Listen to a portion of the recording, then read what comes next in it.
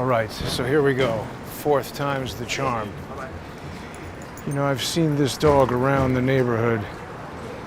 That's an exceptionally, he's going inside now, but exceptionally handsome dog. I don't know what kind of dog that is. But fourth time's the charm.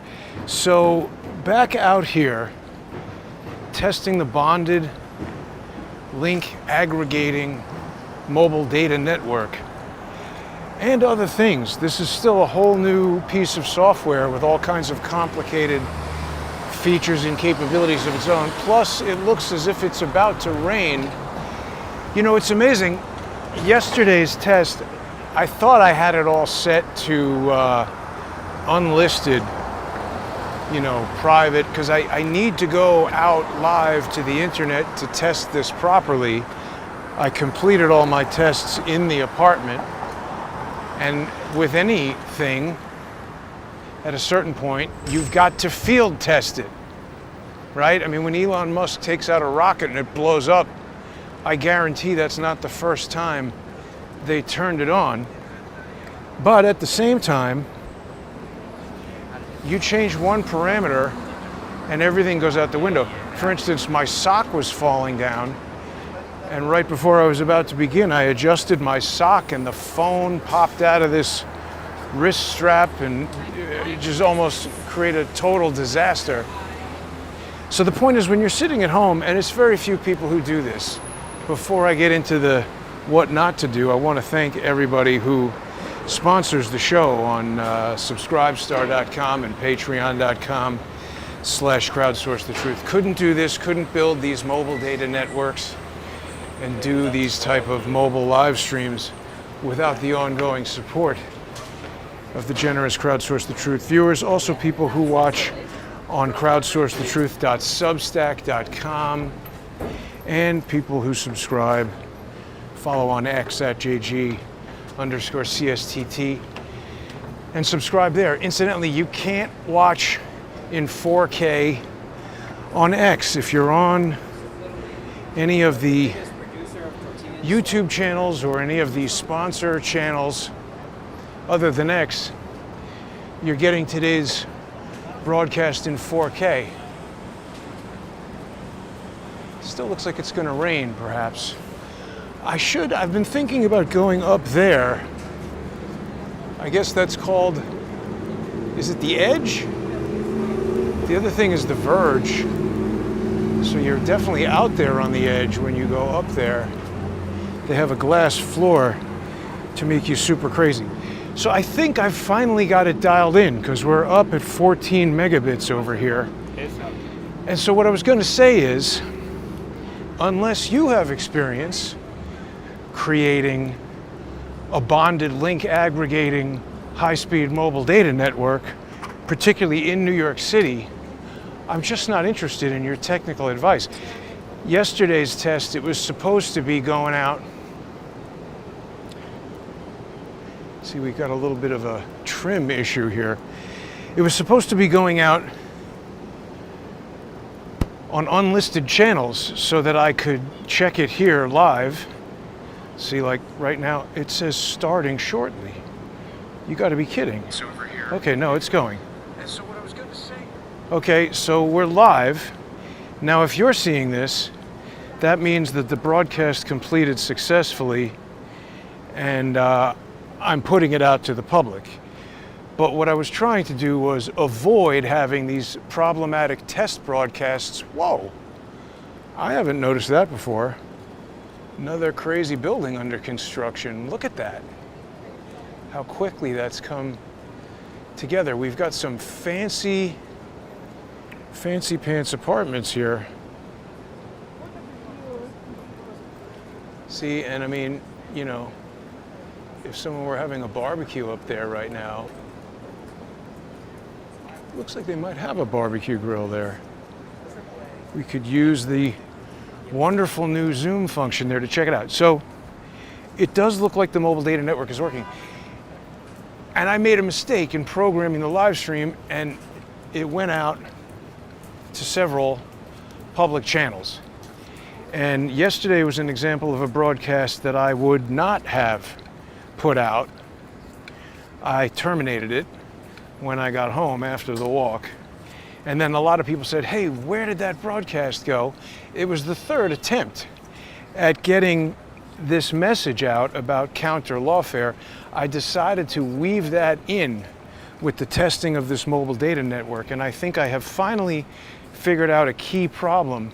We'll see how the battery life of this other phone fares for complicated reasons that I won't go into right now. But even if that fails, I have another plan to address that. The reason I'm even bringing this up is because some of the people who saw the video felt like it was a good idea or their obligation to tell me how to perfect these types of broadcasts, what I should be doing that I wasn't doing, because obviously they are experts. Now see, we're in the highlight mode, but not really. What if we go to smart zone? I say that seems better. So now it's knocked down to 10. And that makes sense. This was a rough network, rough radio patch here yesterday, but let's see if it survives. A lot of people said, oh, you're wasting time with higher resolution. Just go back, the other thing wasn't even working. Just go back to that.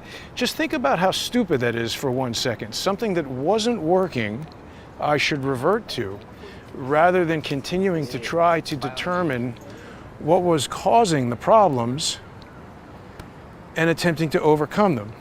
So you see that it dipped to 10, but now we're back up to 14 right over here. This was one of the most problematic areas of the whole walk, so this is promising.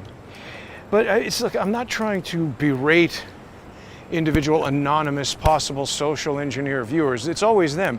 The people who are sponsors are very supportive. I think they recognize that it's difficult to do this. It's innovative. It's something that not everybody is doing. And they say, oh, Jason, that's okay. You'll get it. I appreciate those people, and thank you for sponsoring the show.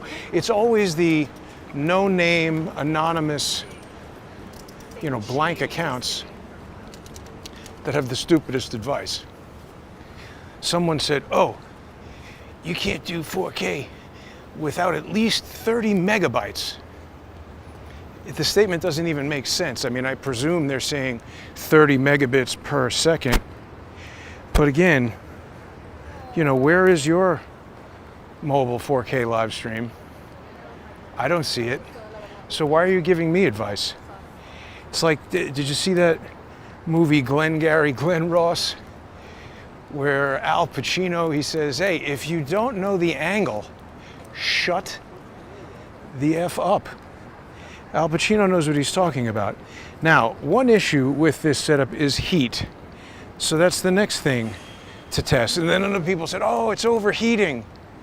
No, it isn't. It's getting hotter. See, now it's interesting. It's almost like we need two different types of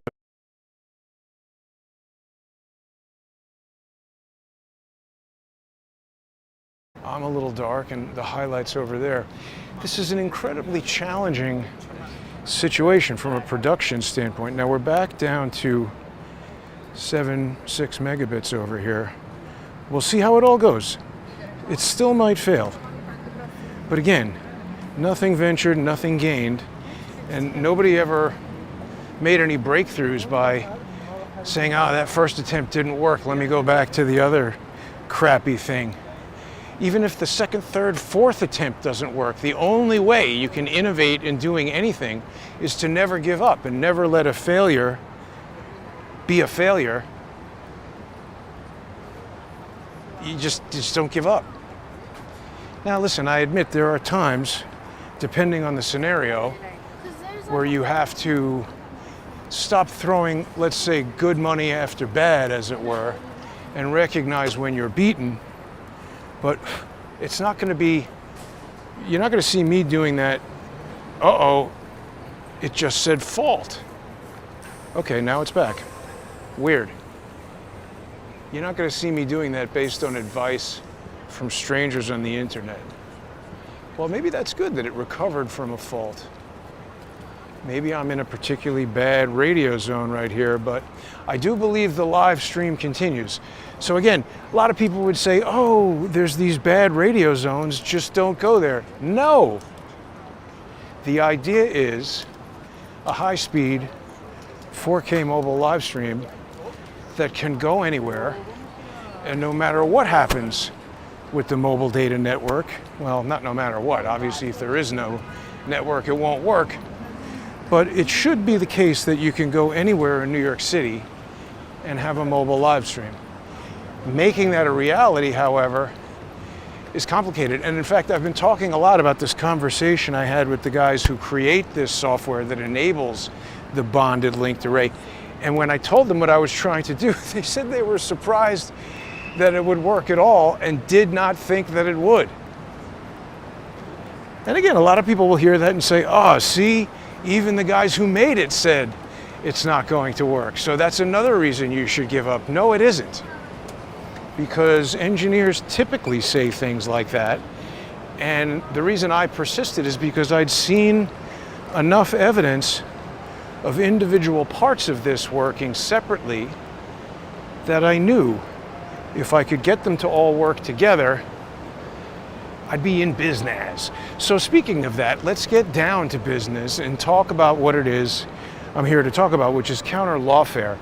Now, this live stream conversation began about a week ago, and there's been some interesting developments since then, so it's all right that we're on take 4 here. But it's basically the Lawfare lunatic has landed himself in a legal lockdown. And what do I mean by that? Well, George's maniac brother, who's been suing me for more than 9 years. Is it more than 9 years? September will be 9 years. He's been harassing me for more than 9 years, but he actually didn't get involved in litigation with me until September 2017, when Robert David Steele started suing me. But the two things were related. That was basically related to the Port of Charleston incident. Okay, so we got very bad network over here. We're in the red. And then so it'll look crunchy, and then people say, oh, what is the point of forcing 4K and having it look bad? Well, the idea is, hopefully, if the system works properly, we're going to find ourselves resuming. And the idea is it's better to have low quality for a short time and get the network to come back than it is to totally disconnect. And that's happening. We're back to 7. So that's the idea. I'd rather have a brief period of reduced quality and have the live stream survive. So there we go. We're back down again. Well, this is a rough area. We noticed that yesterday. Let's check on this. Is the network? Well, we lost one phone. That could be why. Let me keep working on that. Oh, I know why. See, yeah, okay. Sometimes you got to try things a lot of times to understand what the issue is. I think I know why that just happened. Let's see if we can help it out. It should be doing better over here. Yes, I think I know why. Maybe we can help it out. See, the other thing is, as I walk around, there's lots of Wi-Fi networks trying to knock these things off and make my situation much more difficult. But the point is, I'd rather have it dip down to lower quality and then spring back than completely cut off. See, it's interesting. Maybe it'll come back over here. Yeah, so George's brother, he's been really on me for 9 years in a way that makes very little sense to me. unless someone is paying him to do that. I think I've figured out who it is. There we go, we're heading back up now. 6 megabits, 7. That's the idea. You know, remember Skype and some of those things when you used to have bad connections? It would get a little crunchy for a minute. There we go. 10 megabits. Heading back up towards 14 or 15. Boom, there we go. 12. So it should be back to good quality now. It's certainly better than disconnecting. And it's a real big pain in the keister for me. Oh, it seems to be going up and down a lot though. Might be too sensitive. See if I can adjust that somehow. Ooh. Why is it so low over here? I thought I measured the network being much better. Maybe I still don't understand how to use it. It's complicated stuff, but I guarantee whoever is at home just watching and hasn't designed this equipment does not know more about it than I do. I'm confident in that. That's for sure. Yeah, see, this is disconnected from this is what the problem is. Let's see if that'll help it. That keeps happening.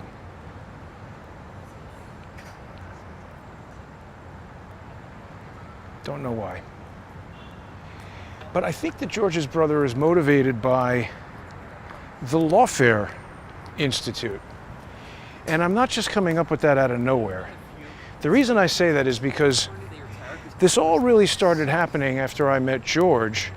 And one of the first things that George wanted to do was to interview Charles Ortel. And I had never met Charles at that point. And since then, I've discovered that it appears that a guy named Peter Smith, who is also closely associated with the Lawfare Institute, was trying to get Charles to accept these bunk 33,000 Hillary Clinton emails that were allegedly hacked by Russia. And this is all becoming important again because we've got that whole Round River business happening. So it's a good and important time to talk about it, but also that informs us as to why George's brother would still be interested. It just goes up and down. There's something wrong. It shouldn't be doing that.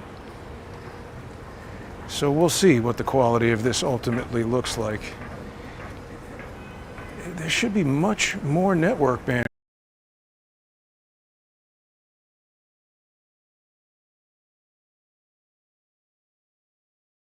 right here. I don't understand that.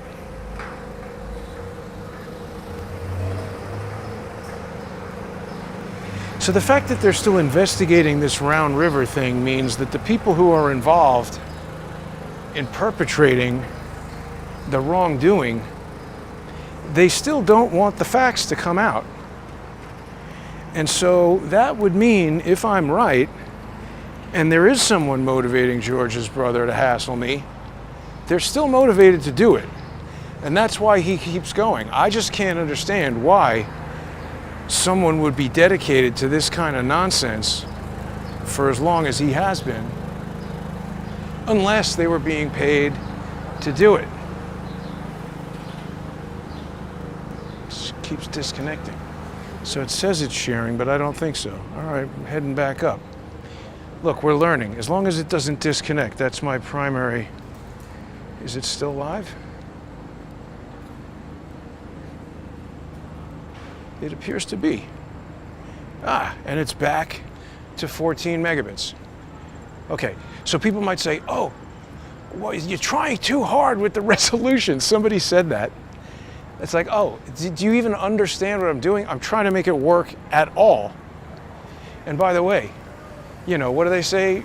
Shoot for the stars and hit the moon or something like that? That's the idea here. So now we're going to go over to the infamous radio signal black hole over here, where it has essentially always cut out. And hopefully it will survive there. But yeah, the Lawfare Institute, that's Ben Whitty's. It's a related organization to the Brookings Institution, which I say is a CIA cutout. It's one of these 501c3 nonprofits. By the way, I didn't know anything about any of that until Charles started telling me about it. So think about it. They wanted to knock out Charles by getting him these bunk emails and then having the FBI question him, which the FBI did at that Roosevelt Hotel. There's a whole 302. I tried to get a copy of it, but they said, we're not going to give it to you because you're not Charles Ortel. And Charles has been too busy, you know, doing his thing in Malaysia to get after the FBI for it. But we really should try to get that unredacted 302.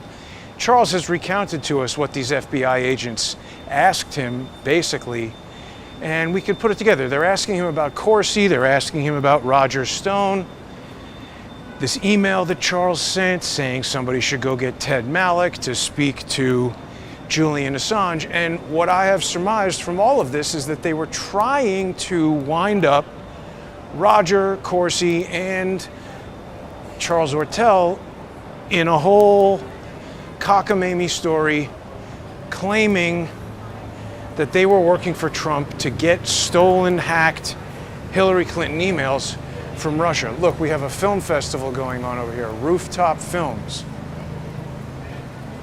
What films? Nobody's there right now, so maybe nothing. Now, I think we have this wonderful Ferrari SUV parked over here. Is it Puro Sangue? Now it's starting to go down here. We're dipping down. So we're entering the radio Bermuda Triangle. We'll see how it goes. Oh yeah, back down to 2. But they were trying to nail Charles and Corsi and Roger Stone. And we know from Corsi's testimony at the Citizens Grand Jury that, what was his name? Aaron Zelensky, one of Mueller's attack dogs, one of Andrew Weissman's henchmen, was threatening Corsi. You know, they locked him in a room. Corsi's an old guy. Think about that tactic, you know. Corsi's not in very good health. He's overweight. You lock him in a room. You don't give him food for a day. Somebody like that, you could have some kind of blood sugar incident go on. Could really be quite bad for his health. Is that guy's Ferrari? I don't know. Bentley Azure. That's the very fancy Soho house there. So, you know, fanciest of fancy people go in there. So here we go. We're going to walk right by the radio Bermuda Triangle and just face it head on. If we can survive this, it's a significant improvement to the system. But they wanted to jam those guys up. And at least from the Charles end, which is the one that I've investigated more than any of the others, they wanted to get him these Hillary Clinton emails. It looks like it's working. It's so strange. 14 megabits over here now. I mean, it's normally dead over there, but okay, here's to robust network. Good.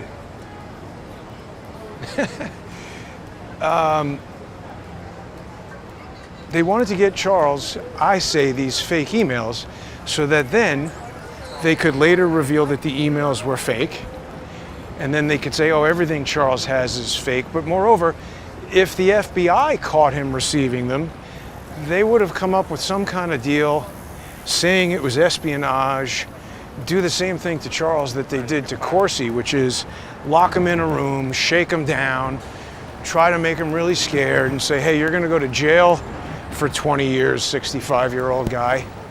Do you want to do that? I mean, it doesn't really matter how old you are. Nobody wants to go to jail for 20 years. And we see how they, without justification, sent a lot of people to jail. I think Owen Schroyer is on, I didn't get to watch it, but I saw a clip that Owen Schroyer is talking to Brandon Straka. Both of those guys got railroaded by the DOJ, and I'm saying, I allege that is what they intended to do to Charles, to Corsi, and to Roger Stone. And the idea would be force those guys to accept a plea deal. I was saying the other day to Sal, I don't really believe what's going on with Luigi Mangione, because when you make a plea deal, they say, okay, you're going to say X, Y, and Z. Corsi told us they wanted him to lie, and he wouldn't lie. And he said he'd rather go to jail than lie. But that's what the plea deal entails. It's not admitting that you did something, it's being forced to lie about something that you may not have done. So now people get to see this wild and woolly world of almost everything trying to crash into me. And by the way, the irony of things is that, you know, the first day that this works properly is the day that I'm not going out live in real time. But that's fine, because once we get all the bugs out of the system, the idea is I'll be able to do this reliably all the time, hopefully. We'll see. I don't really like that dipping down to 2 megabits, but if that's what we have to deal with, so be it. But the Lawfare Institute, you know, that email on December 28th, 2016, from Ben Wittes to James Comey is talking all about a phone call that Shane Harris would place to Charles on June 30th, 2017, first day I met him, when George Webb had set up an interview with Charles. This guy's riding his bicycle with all his laundry on the sidewalk.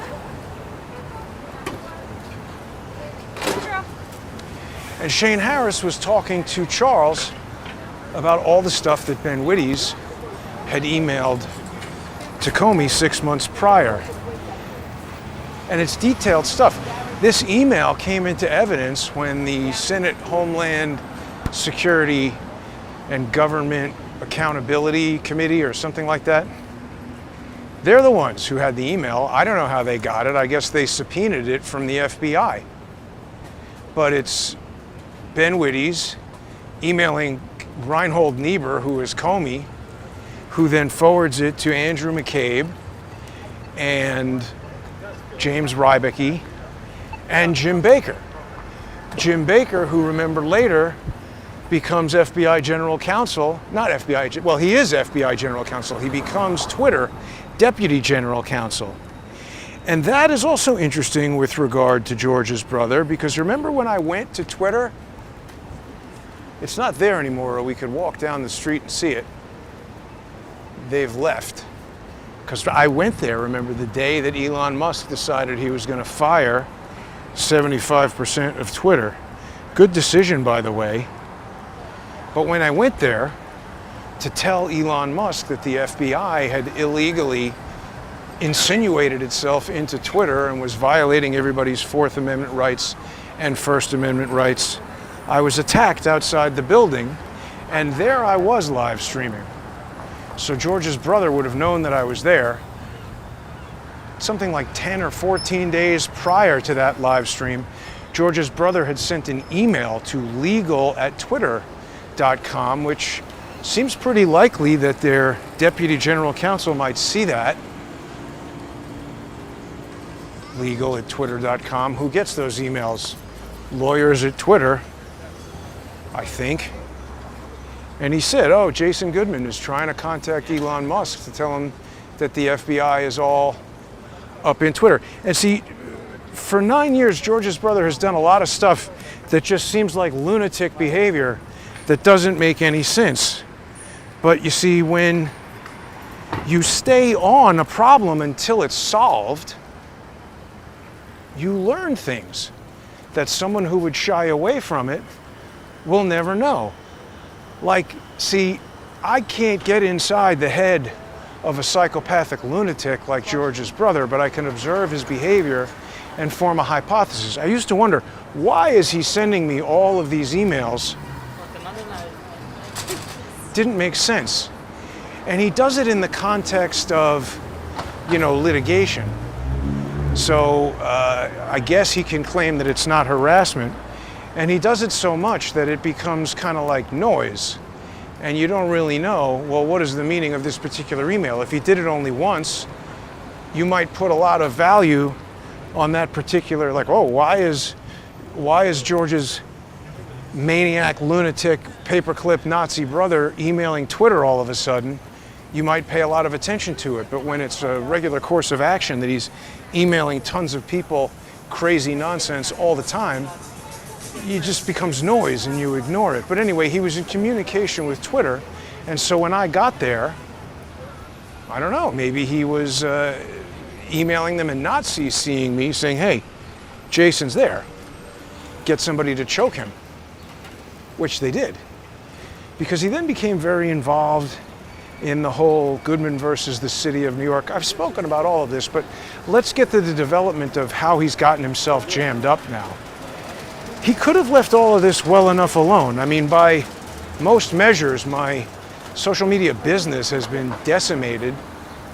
I don't have nearly the kind of viewership that I once did. Once again, thanks to all the people who sponsor the show on crowdsourcethetruth.substack.com and on subscribestar.com and patreon.com/crowdsourcethetruth. I'd be long gone without everybody who's doing that. Oh, we're not at full wide angle. See, that's a little weird that it zooms in first and then goes away. I'd be long gone without the support of everybody doing that. But the channel's not growing. And I'm not complaining about that. I'm observing it. I think there's something happening. Because I think the Lawfare Institute is also connected to a lot of these disinformation efforts. Nina Jankowicz was very involved in this at one point, and George's brother got all bent out of shape when I was exposing that she was receiving nonprofit funds from foreign governments while she worked for the Department of Homeland Security.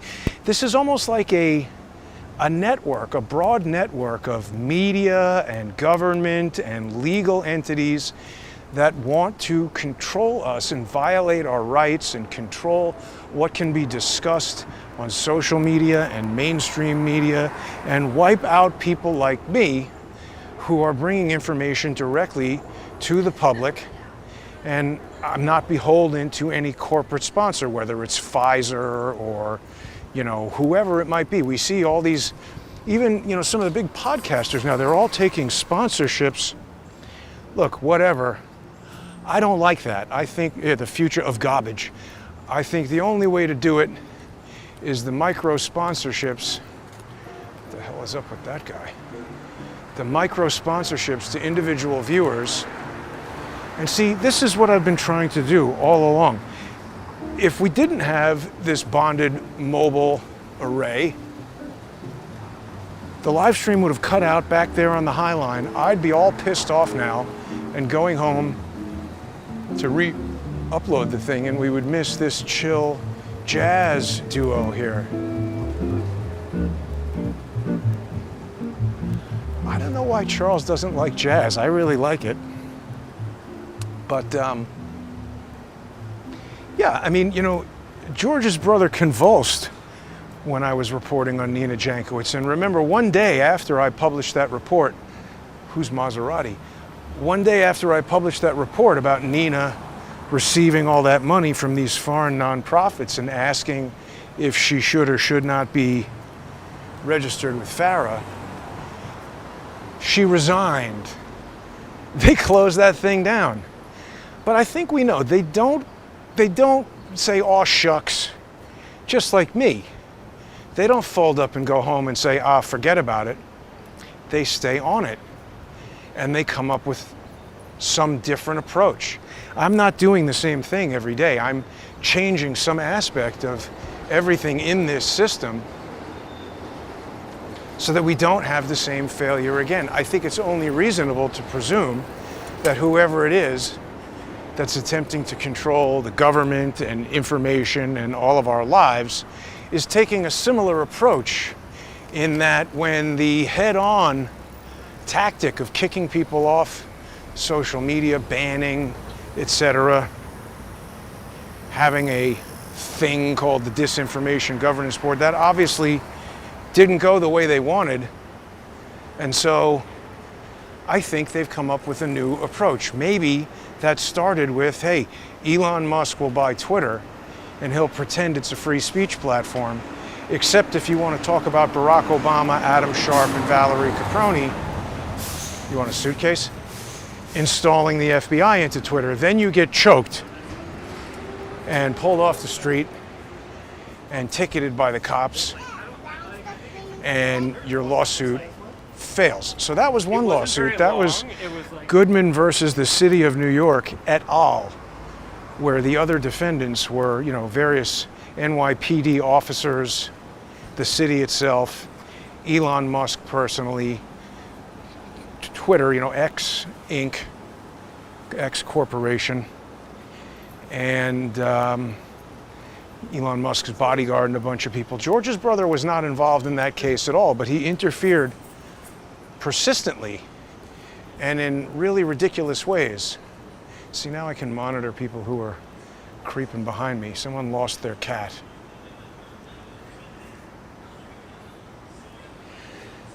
So I lost that case, and it is somewhat intertwined with what I'm about to talk about, which is George's brother's latest case, which is still active. I've mentioned it. He sued Robert Kennedy Jr. in his capacity as the Secretary of Health and Human Services. He sued the NIH, me, and Elon Musk. The case is Swigert v. Kennedy et al. I'm among the et als. And so is Elon Musk. And his ridiculous, absurd, unfounded premise was that I had entered into a conspiracy with Elon Musk and Robert Kennedy and various unnamed employees of the NIH. I mean, I guess to a certain extent he's trying to model his lawsuits after my lawsuits, because part of what he wants to do is to make it seem like he and I are just two, unhinged pro se litigants going at each other in court, because to the extent that he can cause the court to not take me seriously, he's winning. People really don't appreciate the depth and complexity of lawfare, and I come back to the Lawfare Institute. George's brother is an idiot, and he's mentally ill as far as I can tell. I'm not a mental health professional, so that's not a diagnosis, it's my opinion.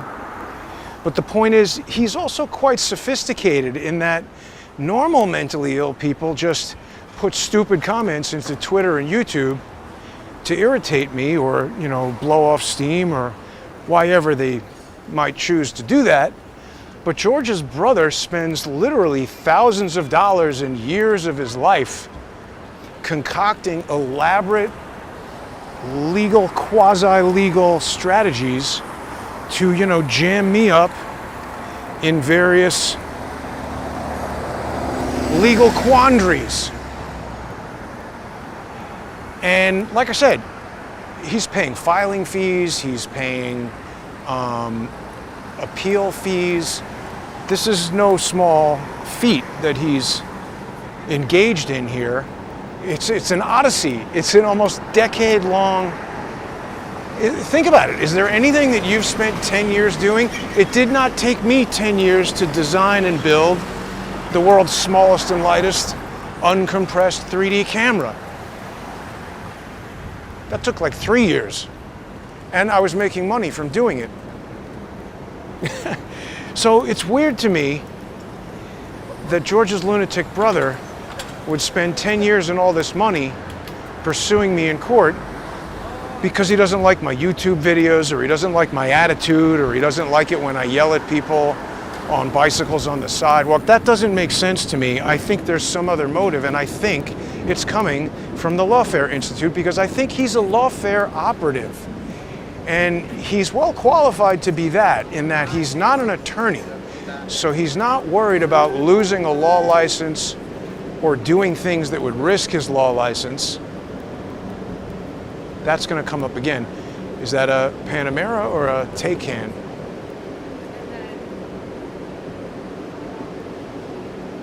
For some reason that person was speaking rather loud. Maybe it's the laser beam going through her brain.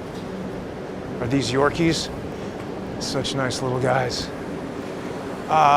He's well qualified to be a Lawfare, essentially a hitman. He's like a court hitman, right? You know, if a lawyer is a professional soldier, a hitman or a mercenary is kind of like you can't really put an ad in the newspaper. You know, someone might be a decorated veteran from World War II or Iraq or Afghanistan or whatever, and they proudly speak about what they did there. Everybody knows that means killing people, but if it's legal and justified and, you know, done for a purpose, that's one thing. If a professional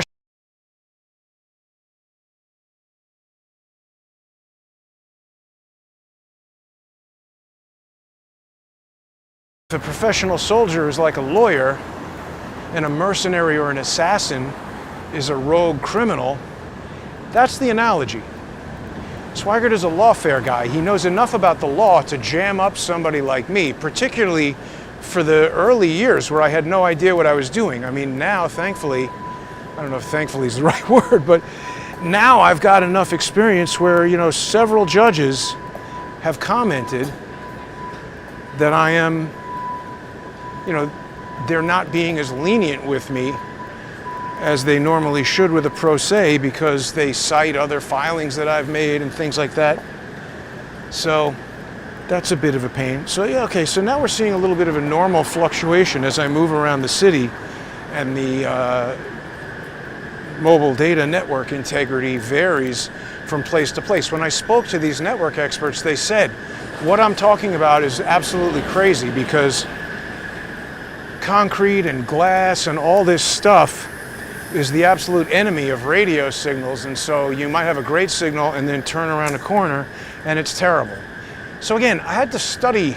People just say, oh, that's not working, don't do 4K. No, I had to gain a deep understanding of the problem before I could even attempt to overcome it. Then it took many, many attempts, which failed, before I arrived at something that had the opportunity to work. I don't want to be overconfident. There's still plenty of opportunity for this to fail.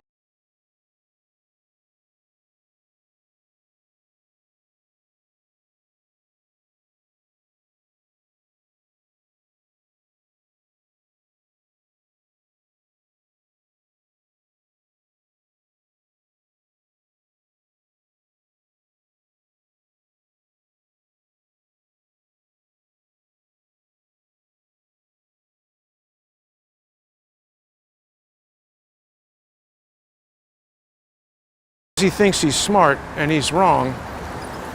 He sent a process server over to the oral arguments hearing in Goodman versus the City of New York. That case was on appeal, made it all the way to the Second Circuit, where I had applied for oral, well, no, you don't apply, they just, no, yeah, you do. I had requested oral arguments, and the request was granted. Which, by the way, that alone is extremely rare, particularly in a pro se case, to get your oral arguments hearing. But that's a public court document, so George's brother was able to see that I was going to be there at the Second Circuit, and he sent this process server to serve me in this Swigert versus Kennedy et al. Case.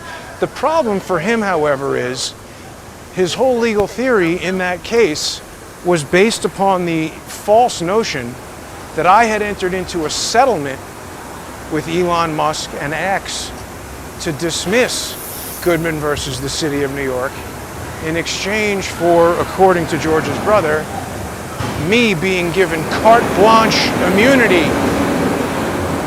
to, you know, post about him. That never happened. And by the way, have you picked up on the problem? Now wait a minute, Scuba Network is back here. It's moved around a lot of times. The problem for him is he's telling the court that I've settled with Elon Musk to obtain this benefit that he's talking about. But yet he knows I haven't settled with Elon Musk because he's serving me at a hearing in the case against Elon Musk. So I basically reported that to the court, along with a Rule 11 motion saying that George's brother has filed documents in court for a wrongful purpose and all this other stuff. And you got to give the person 21 days to cure the defective, whatever it is. Hey, this place is going to be busy pretty soon for Halloween. This is abracadabra. It's a magic shop, actually, but costumes as well. They have a lot of costumes. In fact, movies and TV shows, if you go downstairs, it's like a costume warehouse. Sergeant Pepper, whatever you need. So anyway, when I alerted the court of this enigma, would you call it? Sort of a catch-22 that he created for himself. Stuff like that makes me think he's very stupid. I don't know. But you got to give the person 21 days to cure the deficiency. And really the only cure there was to end the case because everything in it was a made-up lie. But he didn't do that. He dropped Elon Musk and X from the case. Now there's another angle here because this ties in with the disappearance of John Cullen, because I believe the reason why George's brother named Elon Musk in Twitter, even though he knew that I hadn't entered any kind of settlement with them. I mean, that was obvious. I had been talking about Goodman versus the city of New York. He tracks everything I do. He did it, I believe, so that he could come in direct contact with outside counsel for X.com. He's used that to his advantage in the past to try to get me kicked off, threaten them with litigation, and say, well, you know, let's settle this out of court. If you just, you know, kick Jason off of Twitter, we can drop this lawsuit. That worked when he did it with YouTube previously, because YouTube is operated by really unethical people, in my opinion. But that's a separate story for another day.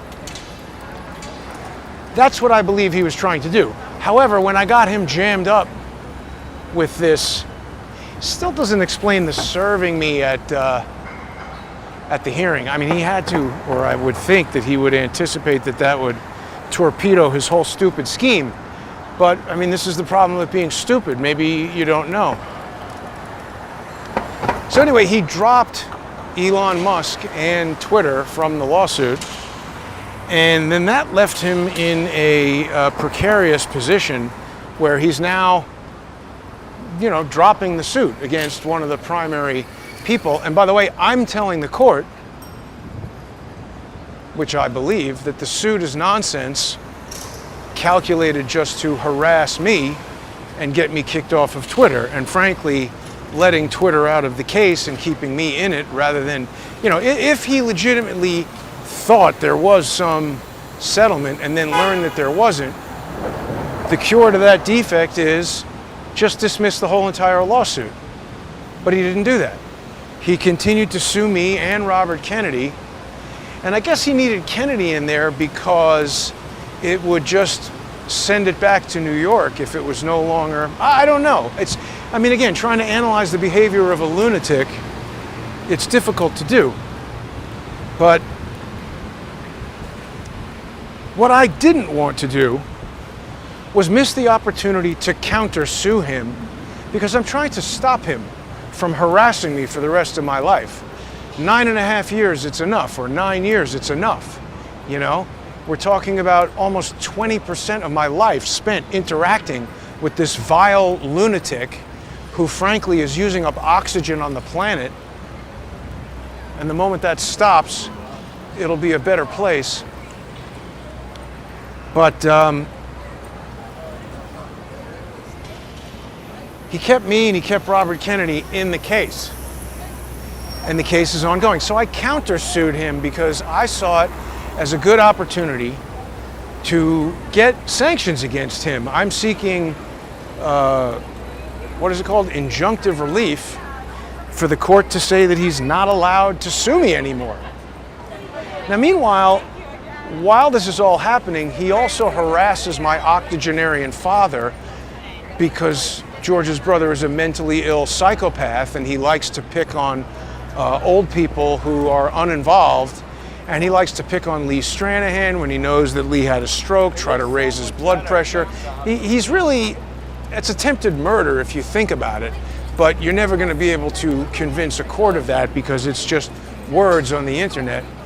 But he's truly a psychopath who doesn't care about anyone and frankly should be in jail. He really should, in my opinion. But so he was harassing my father, and people have heard about this. My father sought and obtained a permanent order of protection. Well, it's not permanent. We're about 10 months in to the first year of a 10-year stalking injunction. It's a injunction against stalking violence, and my father is the protectee, and George's maniac brother is the subject of it. Rather ironic. That's what they tried to do to me with Nina, but I actually was never stalking or harassing her. I was doing journalism and reporting on her. She was appearing on the news every night and working for the government. My father is sitting in his house with my mother, minding his own business, not trying to violate everybody's First Amendment rights and get paid by foreign nonprofits while working for the Department of Homeland Security. That's Nina. And George's brother was so anxious to protect that. And Ben Wittes, the founder and former director of the Lawfare Institute, he's an advisor at Nina's nonprofit. So, I mean, is this a coincidence, or do all these people know each other? This fucking guy's not following the lights. Do they all know each other and protect each other to facilitate these schemes? There's a lot of weird people looking at me. More jazz. So,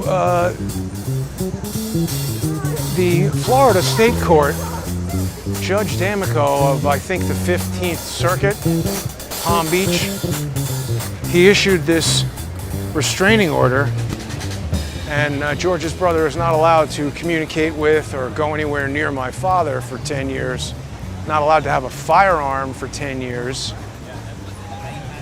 That's good. That protects everyone from that lunatic. It's a nice little dog. And there's that. So in that case, Dr. Mark Goodman versus David Swigert, David Swigert has filed a number of appeals. I don't think any of them are founded, but he's filed them. And he was getting so crazy in Florida's 4th District Court of Appeals that the court sua sponte, I don't think my father filed anything to get them to do this. I don't know if my father has filed anything in that. Oh, no, he did.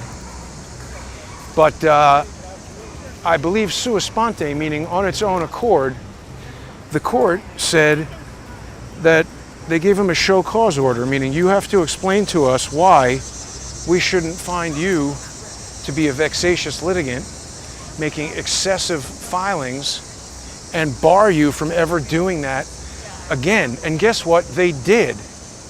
I posted something about this on X. Oh, now wait a minute. I had a load of videos prepared to explain all this to everyone, but because it's taken so many days to get this whole thing together, I think I had forgotten about that. Let's see if we can go through some of these videos.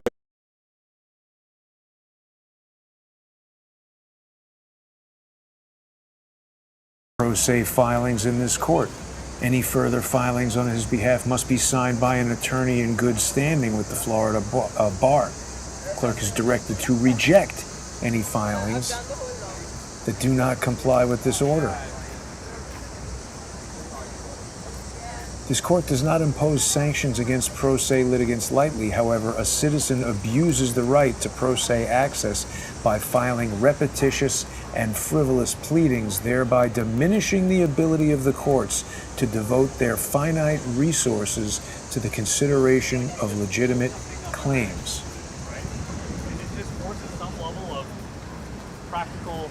Oh man, I didn't notice.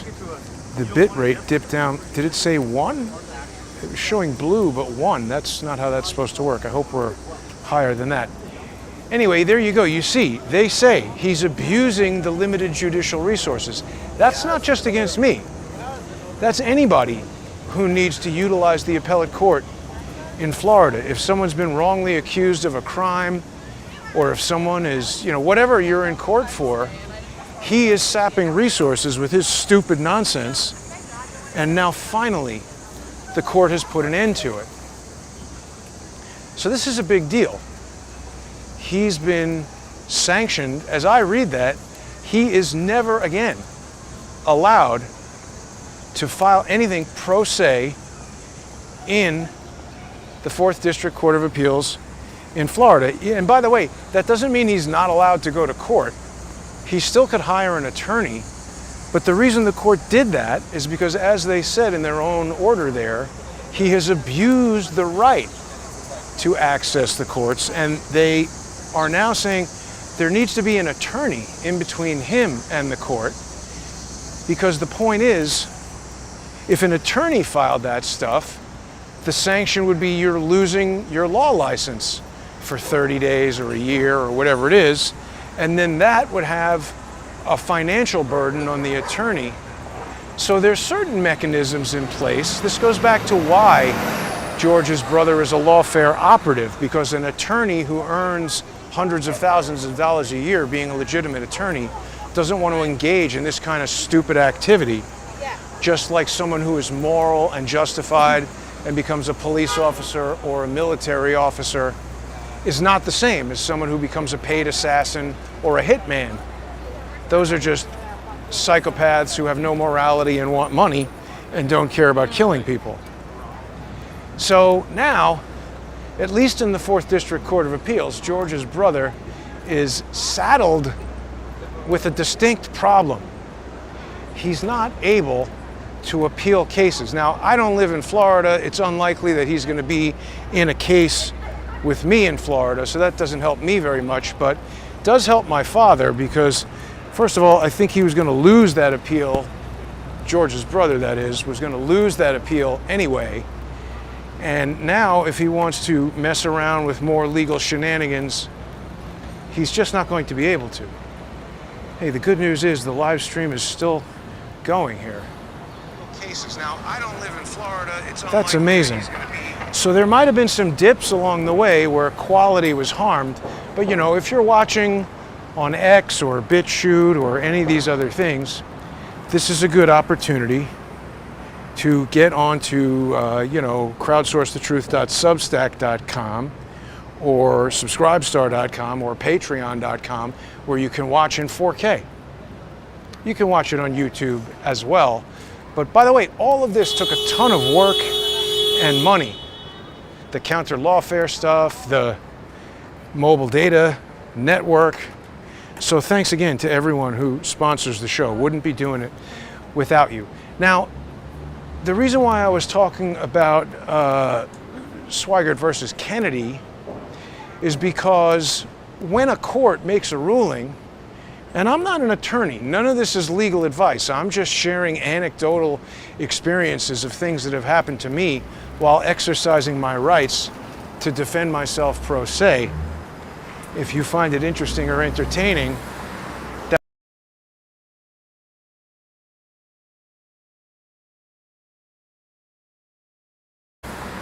that's the purpose. I'm not offering legal advice. I'm not qualified to give legal advice. I can't help anybody with their legal cases. But the point is, when another court does something, there are certain things. You got to read the rule on judicial notice, but you can file a motion asking the court to take judicial notice of certain things. Things like another court issuing an order. So I filed a motion in Washington, D.C., asking the judge to take judicial notice of the fact that the court in Florida has already determined that George's brother is wasting judicial resources, filing nonsense. And the other thing that's interesting is because he sued Robert Kennedy and the NIH, And because I countersued him and caused this case to last longer than he might have wanted to, he might have just wanted to, throw me off at the hearing with Elon Musk and piss me off by, sending process servers after me or whatever his intention was.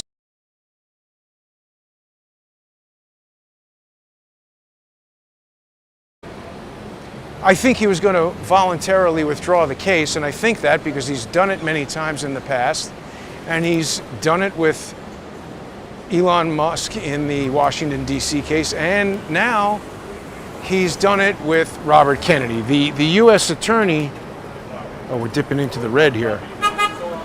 The U.S. attorney is defending Robert Kennedy and the NIH because he's a government officer now. He's the Secretary of Health and Human Services. So the U.S. attorney, an assistant U.S. attorney for Washington, D.C.,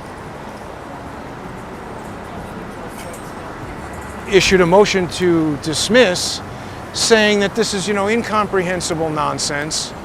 And so they've now been voluntarily dismissed from the case. That just happened today. Breaking news.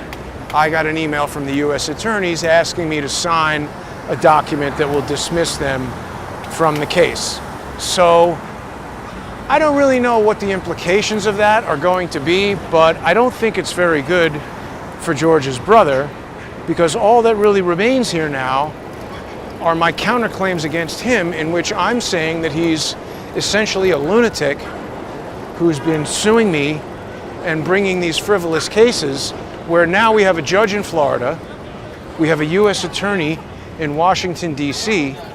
Those are people that I think a judge is going to take more seriously than me, who say that he's essentially a lunatic. So, the best outcome, I think, is going to be if this judge, Trevor McFadden, U.S. District Court Judge in Washington, D.C., if he, like the 4th District Court of Appeals in Florida, finds George's brother to be a vexatious litigant and issues an order denying him the ability to appear pro se in Washington, D.C., that will be a huge counter-lawfare victory and quite a shot across the bow of a lawfare practitioner who has been doing this for 32 years. You go back to, 34 years. You go back to 1992, I believe, he was suing companies in this same style. I don't think he's ever had one serious, legitimate lawsuit, as far as I can tell. They all seem to be, vexatious lawsuits directly violating Rule 11, brought for an ulterior purpose to achieve some outcome outside the intended purpose of whatever it is that he's doing. And as far as I can see, I don't know if anybody, certainly not another pro se litigant, has moved against him and gotten these kind of sanctions, which might, really stop him. So, big win potentially coming for counter lawfare. We'll have to see. I think he's got until July 31st or something like that to answer the counterclaims. So we'll watch the docket and we'll see what might happen. I'm pleased to report that this has been a successful test of the bonded mobile data broadcasting system. We didn't maintain 15 megabits the whole time, but there's ways that could be improved, I think. And we definitely got a lot of the way through it at 4K. So thanks for watching, everybody. Thanks for sponsoring the show. If you aren't sponsoring the show, please visit crowdsourcethetruth.substack.com or subscribestar.com or patreon.com/crowdsourcethetruth. I do want to thank everybody who sponsors on X by following me there at JG_CSTT and subscribing. Unfortunately, the technology of that platform does not allow me to deliver a 4K live stream, so you're seeing this in HD there, and the quality is badly hurt when we dip down below, let's say 6 megabits per second.